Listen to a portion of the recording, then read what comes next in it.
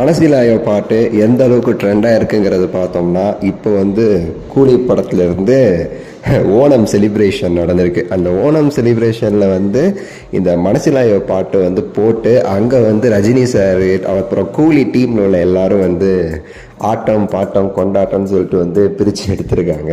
பார்த்துருப்பீங்க அந்த வீடியோஸு. தலைவர் வந்து ஓணம் செலிப்ரேஷன் கூலி செட்டில் பண்ண அந்த ஃபோட்டோஸு, ஒரு பெரிய விருந்தே வந்து போட்டிருக்காங்க அங்கே. அந்த ஃபோட்டோஸ்லாம் வந்து வெளியாக இருந்துச்சு. ஸோ அதையும் நம்மளால் வந்து பார்க்க முடிஞ்சுன்னு சொல்லலாம்.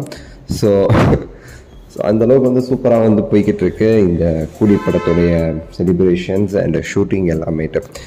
அந்த வீடியோ வந்து லைகா ப்ரொடக்ஷன்ஸ் வந்து போட்டிருக்காங்க அவங்களோட ட்விட்டரில். வந்து தலைவர் வந்து கூலி ஷூட்டிங் ஸ்பாட்டில் வந்து வேட்டையன் மனசிலாயோக்கு வந்து டான்ஸ் பண்ணியிருக்காரு அப்படின்னு சொல்லிட்டு வந்து அவங்க போட்டு வந்து அனௌன்ஸ் பண்ணியிருக்காங்க.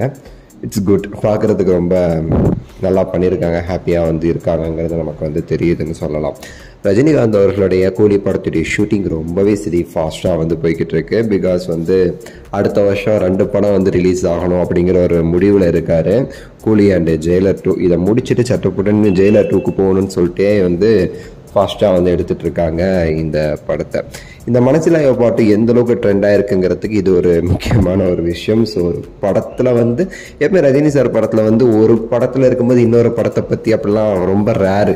கடைசி எப்போ நடந்துச்சு எனக்கு தெரிஞ்சு வந்து அந்த கபாலி டீசர் வந்து பெரிய அளவுக்கு ரொம்ப பெரிய பேச்சு பொருளாக ஆகும்போது ரஜினிகாந்த் அவர்கள் 2.0 ஷூட்டிங்கில் இருந்துட்டு இருந்தார்.